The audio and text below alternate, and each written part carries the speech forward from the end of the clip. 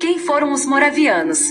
Há um consenso de que nossa geração conhece muito pouco sobre a história da Igreja, principalmente nossos jovens. Talvez por isso tenhamos tantos orgulhos denominacionais e divisão dentro do corpo de Cristo, pois desprezamos nosso passado que tem muito a nos ensinar como fazer e viver. Isso afeta nosso futuro e presente, fazendo com que tropecemos no serviço que o Senhor Jesus nos confiou aqui. Vale a pena ler sobre os moravianos e sua dedicação. Os moravianos e as missões. Autor William Carey é considerado o pai das missões protestantes, primariamente pelo fato de ter ele fundado a Sociedade Missionária Batista. Tal sociedade teve seu início em 1792, 275 anos após Martinho Lutero ter afixado as 95 teses à entrada da Igreja de Wittenberg em 1517. Essa sociedade foi um veículo protestante para o envio de missionários ao mundo não cristão. Carey, contudo, não inventou o movimento missionário protestante. Ele construiu a plataforma da qual o movimento missionário protestante tinha lançado, de uma série de pranchas cortadas durante séculos, entre Lutero e ele. Uma dessas pranchas foi o Pietismo, um movimento evangélico interdenominacional e internacional, que procurava revitalizar a igreja existente, através de pequenos grupos dedicados ao estudo da Bíblia, oração, responsabilidade mútua e missões. August Hermann Frank definiu a agenda do Pietismo em apenas 12 palavras: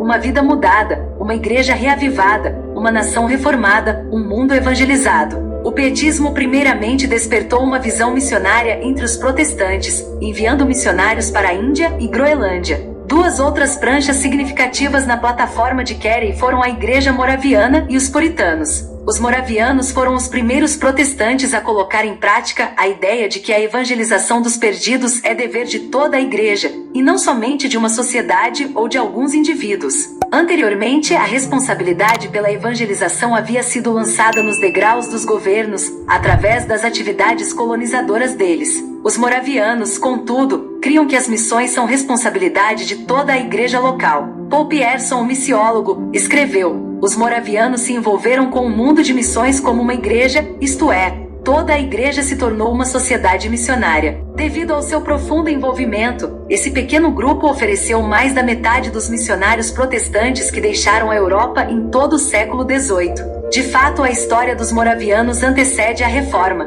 Conhecidos originalmente como os Unitas Fratrum, ou a Unidade dos Irmãos, esses cristãos checos foram os seguidores do mártir John Hus, um reformador antes da Reforma. Ele foi martirizado em 6 de julho de 1415, e os moravianos honram sua morte no calendário deles ainda hoje. Após a morte de Hus, seus seguidores, que foram muitas vezes conhecidos como hussitas ou como os Irmãos Boêmicos, experimentaram um verdadeiro ressurgimento. Eles se reorganizaram no ano de 1457, e no tempo da Reforma havia entre 150 a 200 mil membros em 400 igrejas por toda a Europa Central. Mas no levante das guerras dos 1600, a Boêmia e Morávia, República Checa, foram dominadas por um rei católico romano, o qual desencadeou uma terrível perseguição contra os moravianos. 15 de seus líderes foram decapitados. Os membros da igreja foram mandados para os calabouços e para as minas para trabalhos forçados.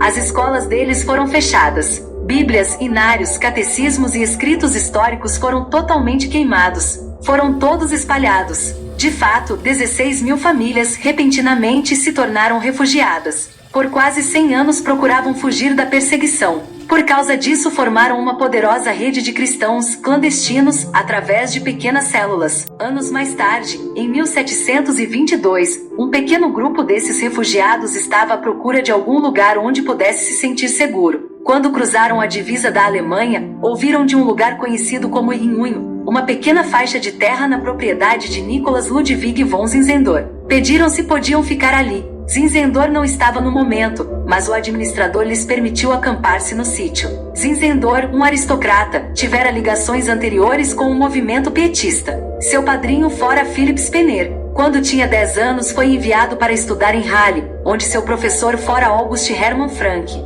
No período que lá estivera, seu mentor foi Bartolomeu Ziegenbalg, o primeiro missionário protestante para a Ásia, que estava de férias, tipo de ano sabático. Zinzendorf descreveu sua vida em Halle da seguinte maneira: encontros diários na casa do professor Frank, relatórios edificantes concernentes ao reino de Cristo, conversa com testemunhas da verdade em regiões longínquas, contato com diversos pregadores. luta dos primeiros exilados e prisioneiros, a satisfação daquele homem de Deus e a obra do Senhor juntamente com várias provações que o envolveram, fizeram crescer meu zelo pela causa do Senhor de uma maneira poderosa. Enquanto Zinzendorf esteve em Halle, foi um instrumento na formação da primeira sociedade missionária de estudantes protestantes chamada de a Ordem do Grão de Mostarda. Depois disso foi para Wittenberg para estudar direito devido seus pais não aceitarem a ideia de ele se tornar um pregador. Quando concluiu o curso de direito, fez uma grande viagem turística pela Europa, o que era comum para os membros da aristocracia daqueles dias. Como parte dessa viagem, foi ao Museu de Arte em Düsseldorf, Alemanha, e lá viu um quadro do Cristo de coroa de espinho, com a seguinte inscrição: "Eu fiz isto por ti, o que fazes tu por mim?" Isso lhe causou uma profunda impressão e o levou a escrever em seu diário: "Tenho amado-o por longo tempo, mas realmente nada tenho feito por ele. De agora em diante farei tudo o que me seja dado fazer." Voltou para Errunho, para onde os refugiados moravianos formaram uma comunidade com cerca de 300 membros.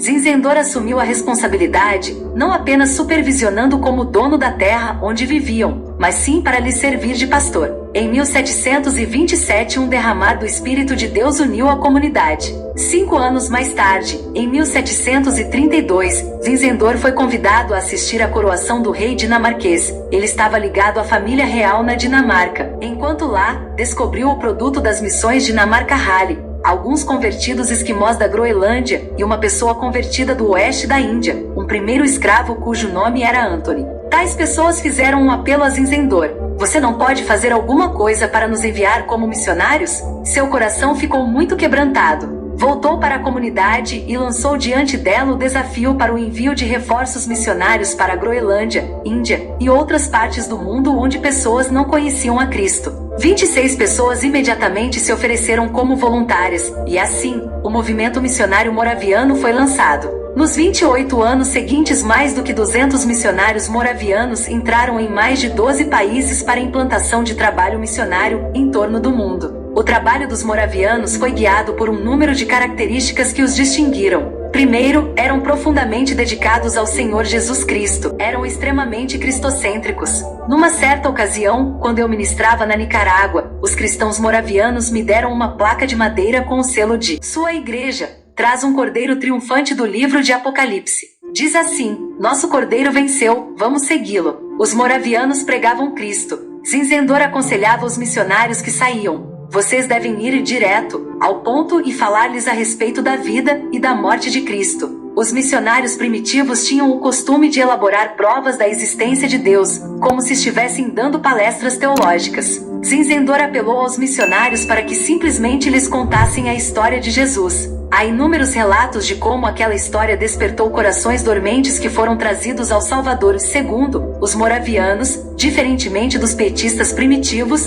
não eram altamente educados nem teologicamente treinados. Eram comerciantes. De fato, os 2 primeiros missionários que foram enviados eram coveiros por profissão. As próximas 2 pessoas que enviaram, um era carpinteiro e o outro oleiro. Os moravianos abriram o ministério ao leigo e a ministração às mulheres, antecipando J. Hudson Taylor nessa questão mais de 100 anos antes. Terceiro, criaram a estratégia missionária de fazedores de tendas, o missionário trabalhar e se autossustentar no país. Muitas pessoas pensam que o sistema de fazedores de tendas é coisa recente, mas o movimento missionário moraviano se baseava nisso. Além do mais, como pode uma vila de 600 pessoas sustentar 200 missionários? Resposta: eles trabalhavam para a sobrevivência. Zinzendorf dizia que trabalhar em fazenda e indústria prende muitas pessoas, mas o comércio lhes daria mais flexibilidade. Ele sentia que a prática de trabalho e o ensino que podiam dar nessa área não apenas levantaria o nível econômico do povo para onde eram os missionários enviados,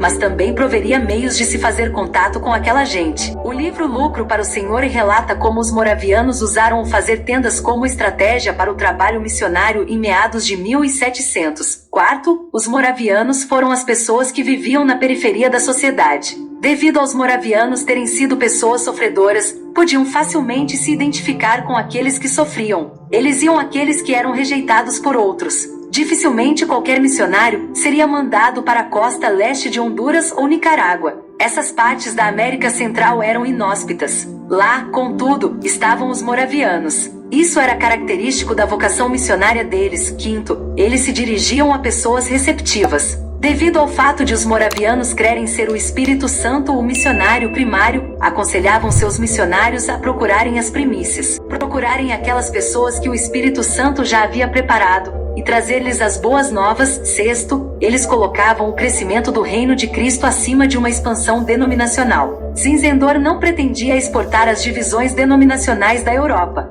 Ele se tornou um pioneiro ecumênico, entre cristãos, no melhor sentido do termo, 150 anos antes de qualquer um imaginar tal possibilidade. Sétimo, a obra missionária moraviana era regada de oração. Quando o avivamento espiritual ocorreu em 1727, começaram uma vigília de virada de relógio, 24 horas por dia, 7 dias por semana, 365 dias por ano. O livro devocional conhecido como Lemas Diários, que ainda tem sido publicado pela Igreja Moraviana, era o devocional mais amplamente usado entre os cristãos europeus. O ministério moraviano era fortemente regado por oração. Tiveram uma vigília de oração que durou um tempo de 100 anos. Os moravianos tinham um trabalho missionário no estado da Geórgia, devido ao general Oglethorpe ter sido influenciado por Zinzendorf, que fazia parte de um grupo missionário de estudantes que começou em Halle. Quando John Wesley viajou para os Estados Unidos, seu navio enfrentou uma terrível tempestade. Wesley ficou super abalado.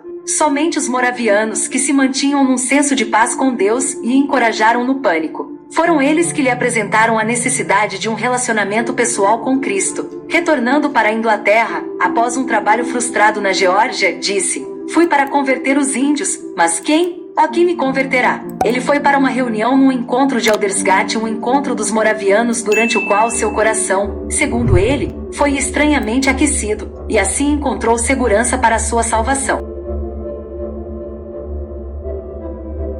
Fim de examinar o trabalho moraviano, e como resultado, ele padronizou a obra do metodismo no modelo moraviano. Assumiu como moto as palavras de Zinzendorf: "O mundo é minha paróquia." Os moravianos também exerceram uma forte influência sobre William Carey, o qual teve grandes dificuldades em gerar sustento para a ideia de uma sociedade de missões. Aqui está um relato de como a fundação da sociedade missionária veio a acontecer. Numa noite, um pequeno grupo de 12 ministros e um leigo se reuniu com William Carey na espaçosa casa da viúva Wallace, conhecida por sua hospitalidade como a hospedeira do Evangelho. Novamente Carey fez pressão para a ação, mas novamente os irmãos oscilaram. Afinal, quem são esses homens, ministros de igrejas de pobres feridos, para sustentar uma missão, tão assediadas de dificuldade, tão cheias de incertezas? No momento crucial, quando todas as esperanças pareciam se esvair, Carey tirou do bolso um livreto intitulado Periódico de Contos das Missões Moravianas. Com lágrimas nos olhos e com voz trêmula, afirmou: "Se vocês apenas tivessem lido isto e soubessem como esses homens venceram todos os obstáculos por amor a Cristo,